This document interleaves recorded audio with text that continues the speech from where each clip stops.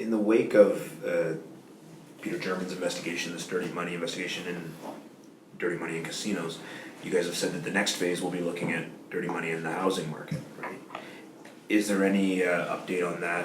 Like, have you guys got the terms of reference for that phase of the investigation, or is it underway, or is there any kind of timeline for what's going to happen there? Yeah, we're just nailing down the terms of reference, and we'll be releasing them in September.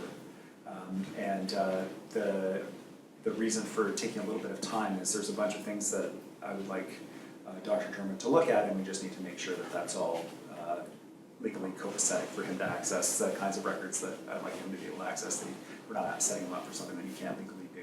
What kind of things would you like him to be looking at? Well, for example, in the casino investigation, there were a significant number of people who identified their occupations as being real estate related. So these are people who are walking in $500,000 in cash to the window.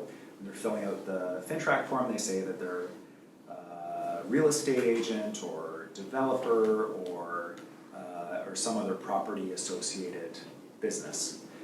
To take that list of names, to look at these individuals and say, what kind of activities are they engaging in the real estate market? Can we identify that? Are there certain trends? Or because if we know that people are already associating with organized crime figures to access cash, they're already walking in $500,000 in bills to the casino, this seems like a reasonable place to start to have a look at. Because I've heard it said, you know, the amount of money that these guys walked into the casino is like nothing compared to the property market. How could you even suggest that money laundering is?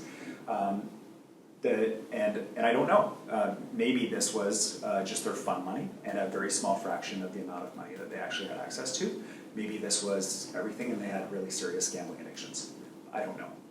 And so that's what we're asking Dr. German to have a look at. That's what I hope to ask Dr. German to have a look at. But when you get into individual people and their activities and so on, you get into personal records and privacy and so on. So I just want to make sure that, as that example, that we're not asking him to do something that he can't actually do, or that we need to give him additional authority somehow to do. Now, the real estate agents say that they don't actually handle much of the money, that they handle the deposit, and then that's it. The rest is all through the lawyers. Yeah. So what can we make of that? Again, are we going to have to dump on the lawyers? So I do think we do need to ensure that, and I've raised a couple times with the Law Society, and I know they're actively reviewing their processes. We do need to ensure that lawyers are not acting on behalf of people to accept transfers of dubious origin and to facilitate money laundering. We need to make sure that that's happening. And I don't think the real estate agents are off scot-free. There's a very good example of a real estate agent on the North Shore who walked his client into a bank with 5 different bank drafts that included bank drafts obtained through a Ponzi scheme. The Securities Commission did this investigation that uncovered this incidentally. They were investigating the Ponzi scheme. Was that you? Yeah, Yeah, so it was a really great story, and it illustrated the role that real estate agents can play. But I think real estate agents are probably a small piece, and I think that lawyers are probably a small piece. One of the pieces that I'm really worried about are money service businesses, foreign exchange businesses, businesses that sell bank drafts and so on, and because they're not currently overseen in the way that the banks are, and it doesn't seem to take a whole lot to set one up. How about ATM machines? Are they properly regulated? I don't know the answer to that question.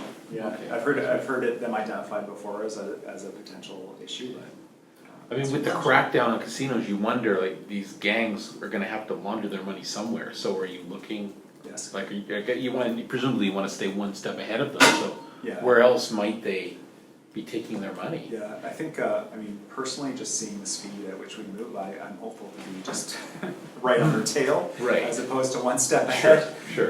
You know, I try to set realistic goals for us. But yeah, the money has definitely moved out of the casinos in terms of the cash money. So where has that actual cash gone at its peak? $20 million in a single month. So assuming that level of cash is out there, where is that $20 million going now?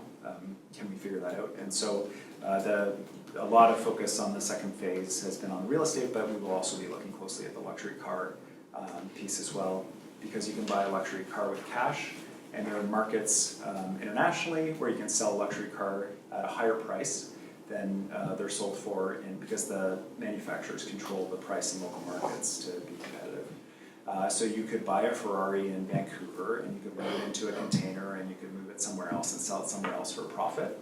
So because you've bought it for cash, you've laundered the cash, you put it into the car, you moved the car, and you sold it in another jurisdiction, you moved money out of Canada.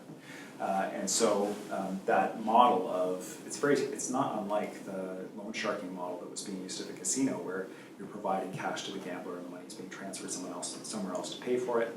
It's the same with the cars. You buy the car for cash here, the car gets loaded in a container, it gets shipped somewhere else and sold somewhere else for a profit. So you actually make on two ends.